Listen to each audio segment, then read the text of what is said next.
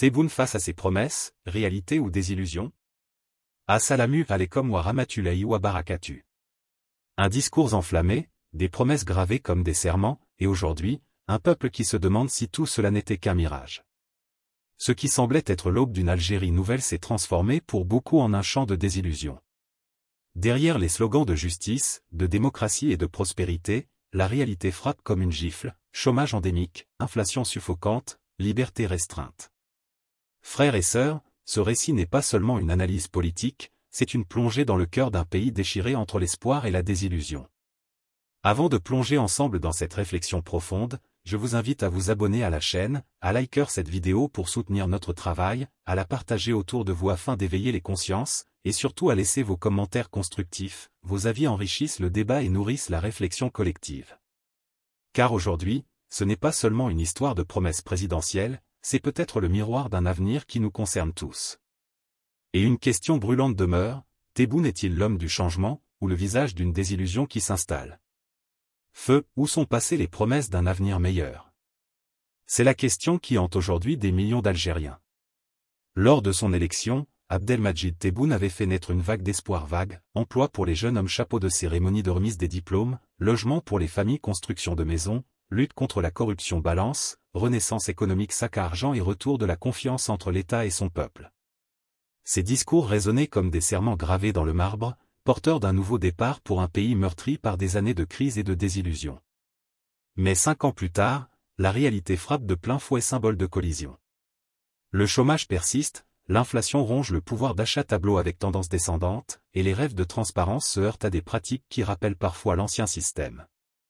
Les jeunes, au cœur de ces promesses, continuent de crier leur désespoir dans les rues piétons, tandis que la confiance se fissure. Alors, Tebboune est-il le président du renouveau tant attendu, étincelle ou l'illustration d'une continuité qui déçoit encore? Entre les mots vibrants des campagnes et les réalités du quotidien, l'écart grandit chaque jour. Et une question reste brûlante, l'Algérie avance-t-elle vraiment vers le changement, ou s'enfonce-t-elle dans une nouvelle illusion? Visage pensif. Contexte et promesses initiales. Lorsqu'Abdelmadjid Tebboune s'est présenté à l'élection présidentielle de décembre 2019, l'Algérie traversait une tempête politique et sociale sans précédent. Le pays sortait à peine des secousses du Irak, ce vaste mouvement populaire qui avait poussé le président Abdelaziz Bouteflika à renoncer à un 5e mandat. Les rues vibraient d'une seule exigence, le changement. Dans ce climat de contestation, Tebboune s'est présenté comme l'homme capable d'écouter les aspirations du peuple et de reconstruire un État en perte de crédibilité. Sa campagne, bien que marquée par un taux d'abstention historique, s'appuyait sur un discours qui se voulait rassurant et porteur d'avenir. Au cœur de ses promesses se trouvait l'emploi. Tebboune affirmait que la jeunesse algérienne, marginalisée et découragée, serait placée au centre de son projet. « Je m'engage à créer 1 million d'emplois », avait-il proclamé, une phrase qui résonna fortement dans un pays où le chômage des jeunes dépassait les 25%. Cette promesse se liait directement à une autre, le logement. Depuis des décennies, la question du logement en Algérie est un fardeau qui alimente frustration et colère. Tebboune avait promis des programmes massifs de construction et une répartition plus équitable, afin de répondre à ce qu'il appelait lui-même une dette sociale envers les familles. La lutte contre la corruption constituait également un pilier central de son discours. Dans une Algérie épuisée par des scandales financiers et des détournements colossaux, Tebboune avait juré que plus rien ne serait comme avant. « Je combattrai la corruption avec la force de la loi », déclarait-il lors d'un meeting, insistant sur la nécessité de restaurer la confiance entre les citoyens et l'État. Ce langage tranchait avec les décennies de silence et de complaisance qui avaient miné la crédibilité des institutions. Enfin, Tebboune évoquait la démocratie et la transparence comme les fondations de son mandat. Il promettait une réforme constitutionnelle, un renouvellement du système politique et une place plus importante accordée à la société civile et aux jeunes dans la prise de décision.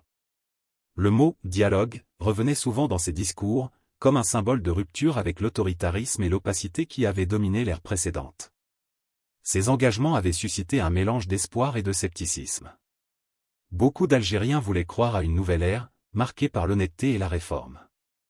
D'autres, plus prudents, voyaient dans ces promesses un simple prolongement des discours creux qu'ils avaient déjà entendus par le passé. Pourtant, dans l'atmosphère post-Irak, chaque phrase de Tebboune semblait porter le poids de l'avenir d'un pays en quête de dignité et de stabilité. Ainsi, au début de son mandat, Abdelmadjid Tebboune apparaissait comme un président face à une tâche immense, réconcilier un peuple désabusé avec un État affaibli, en transformant des mots en actes. La promesse était immense, mais la question demeurait, pouvait-il réellement être l'homme du changement que tant attendaient? Réalité économique, développée sur environ. Dès le début de son mandat, Abdelmadjid Tebboune avait affiché une priorité claire, sortir l'Algérie de sa dépendance quasi exclusive aux hydrocarbures et offrir une respiration à une économie fragilisée par des années de mauvaise gestion. Mais la réalité économique du pays s'est révélée bien plus résistante que les promesses.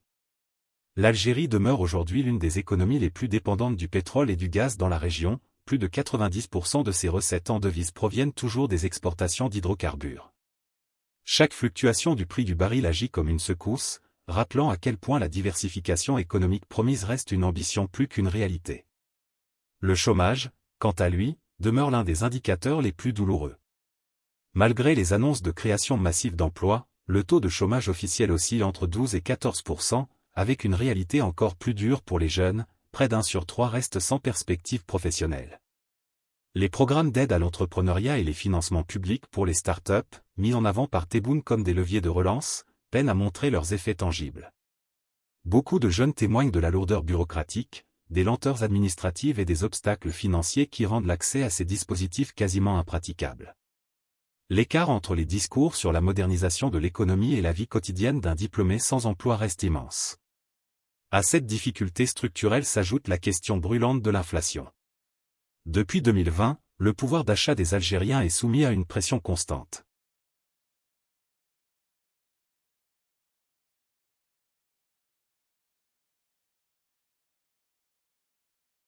Les prix des denrées alimentaires, du pain au lait, connaissent une hausse régulière, souvent justifiée par la flambée des prix mondiaux mais aussi par une dépendance excessive aux importations. Le citoyen ordinaire voit son panier se réduire chaque mois, tandis que l'écart entre les classes sociales se creuse. Les promesses de réguler les marchés et de protéger les plus vulnérables semblent s'évaporer face à la dure réalité des étals. Le gouvernement a bien tenté de mettre en avant des mesures symboliques, comme l'encouragement à produire local ou la relance de certains secteurs agricoles et industriels. Mais sur le terrain, les résultats restent modestes. Les infrastructures de soutien manquent, les investissements étrangers sont freinés par un climat d'incertitude et des règles changeantes, et les exportations hors hydrocarbures peinent à décoller. L'idée d'une Algérie autosuffisante et innovante, chère à Tebboune, reste encore largement à construire. Un fonctionnaire d'Alger confiait récemment, on nous parle de réforme, mais au marché, je paye 2 fois plus cher qu'avant pour nourrir ma famille. Où est le changement? Ce genre de témoignage reflète un sentiment largement partagé, celui d'un peuple qui mesure les promesses non pas en pourcentage ou en discours, mais dans la réalité de son quotidien. Alors, l'Algérie a-t-elle vraiment changé de cap? Sur le plan économique, les indicateurs montrent plus une continuité qu'une rupture. Si le discours officiel affirme que le pays est sur la voie de la transformation, la perception populaire souligne une évidence, la dépendance aux hydrocarbures, le chômage et l'inflation demeurent les visages familiers d'une crise qui n'a pas encore trouvé de solution durable. Réalité sociale et politique, développée sur environ. Sur le plan social et politique, le mandat de Tebboune devait être celui de la réconciliation entre l'État et un peuple profondément marqué par les années Bouteflika et le soulèvement du Irak. Dans ses premiers discours, il promettait une Algérie nouvelle, plus juste, plus transparente, où les libertés publiques seraient garanties et où la jeunesse, longtemps marginalisée, occuperait une place centrale dans la décision politique. Pourtant, plusieurs années plus tard, la réalité semble moins lumineuse que les promesses. Les libertés publiques, en particulier, demeurent au cœur des critiques. Le Irak, ce mouvement qui symbolisait l'éveil démocratique du peuple algérien, a été progressivement étouffé par une combinaison de répression policière, d'arrestations d'opposants et de restrictions sur la liberté de la presse. Les autorités affirment agir au nom de la stabilité et de la sécurité nationale, mais pour une partie de la population, cela ressemble à une continuité inquiétante avec les méthodes du passé. Des journalistes, des militants et des membres d'associations ont fait face à des poursuites, malgré la promesse présidentielle d'élargir l'espace démocratique. La place de la jeunesse, elle aussi, reste problématique. Tebboune avait déclaré, « La jeunesse sera le moteur de la nouvelle République ». Mais dans les faits, les jeunes continuent de se sentir exclus des cercles de décision. Certes, certaines initiatives comme le ministère délégué aux start-up ont été mises en place, mais elles restent marginales face aux besoins massifs d'inclusion et de participation. Les jeunes, qui avaient espéré une ouverture politique, constatent que les mécanismes de cooptation, de clientélisme et de contrôle persistent, freinant leur engagement dans la vie publique. La société civile, qui s'était mobilisée avec force durant le Irak, espérait devenir un acteur clé dans la construction de cette nouvelle Algérie. Mais au lieu d'un dialogue sincère, beaucoup d'associations font face à une surveillance accrue, à des restrictions administratives et parfois à la dissolution. Le tissu associatif, pourtant essentiel à la vitalité démocratique, se trouve affaibli par un climat de méfiance. Cela contraste fortement avec l'image d'ouverture et de transparence que Tebboune s'était engagé à promouvoir. La gouvernance, elle aussi, reflète cette ambiguïté. D'un côté, la Constitution a été révisée en 2020, introduisant certains mécanismes censés moderniser l'État. Mais de l'autre, le pouvoir exécutif conserve une emprise forte, et le Parlement reste largement perçu comme un espace de validation plus que de véritable débat démocratique. La promesse de transparence se heurte à une réalité où les décisions sont souvent prises dans l'opacité, alimentant le sentiment que rien n'a vraiment changé. Des événements récents illustrent ce paradoxe. Les manifestations étudiantes de 2021, par exemple, ont été dispersées par les forces de l'ordre, rappelant à beaucoup les scènes du passé. Les décisions controversées autour de la restriction de certains médias indépendants, ou encore la condamnation de militants pour des publications sur les réseaux sociaux, renforcent l'idée que la marge d'expression reste étroite. Ainsi, malgré un discours officiel qui se veut porteur d'espoir, la réalité sociale et politique révèle des fractures persistantes. Le fossé entre les promesses de liberté et la continuité des pratiques autoritaires alimente une désillusion profonde. Les Algériens se posent aujourd'hui une question essentielle: l'Algérie est-elle vraiment entrée dans une nouvelle ère politique, ou vit-elle simplement une nouvelle version d'un système ancien sous un visage différent? Réforme et obstacles. Dès son arrivée au pouvoir, Abdelmadjid Tebboune a tenté de marquer une rupture en lançant une série de réformes censées incarner le changement tant attendu. La révision de la Constitution en 2020 fut l'un de ses premiers grands chantiers. Présentée comme une réponse aux aspirations du Irak, cette nouvelle Constitution promettait plus de transparence, une limitation des mandats présidentiels et un renforcement du rôle du Parlement. Mais l'enthousiasme fut vite tempéré, le taux de participation au référendum n'a pas dépassé les 24%, un record d'abstention qui révélait déjà la méfiance du peuple envers les institutions et la conviction que ces réformes restaient plus symboliques que réelles. La lutte contre la corruption, autre axe majeur du programme de Tebboune, a également donné lieu à des actions spectaculaires.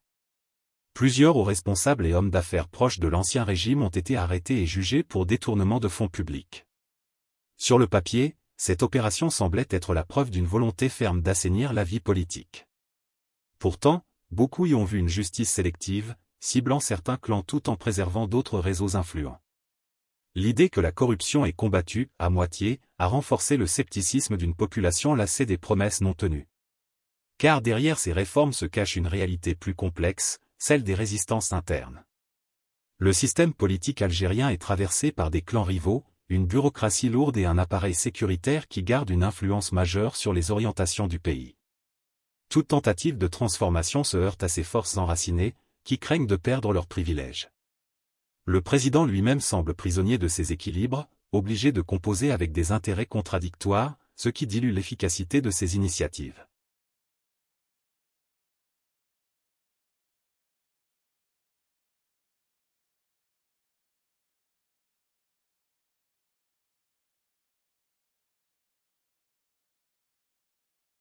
Face à ces blocages, Tebboune a souvent invoqué des circonstances atténuantes.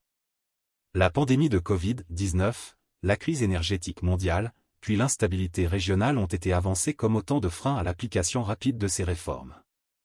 Si ces arguments ont une part de vérité, ils ne suffisent pas à justifier l'écart entre la promesse et la réalité. Dans la rue, les critiques sont cinglantes. Quand il s'agit de réprimer, l'État va vite. Mais quand il s'agit de réformer, il avance à pas de tortue, résumait un militant interrogé par un média indépendant. Alors, faut-il voir dans cet échec relatif une impossibilité structurelle ou un manque de volonté politique? Était-ce la puissance des résistances internes qui a paralysé l'action présidentielle, ou bien une absence réelle de détermination à transformer le système? Cette question, brûlante, hante encore les débats publics. Car pour beaucoup d'Algériens, la réponse déterminera si Tebboune restera dans l'histoire comme l'homme d'un renouveau inachevé, ou comme celui qui a prolongé les illusions d'un peuple en quête de changement. Comparaison promesse vs résultat. À ce stade, le contraste entre les annonces et la réalité prend la forme d'un tableau dramatique où chaque promesse se heurte à un mur de désillusion. Tebboune avait juré de créer 1 million d'emplois pour la jeunesse.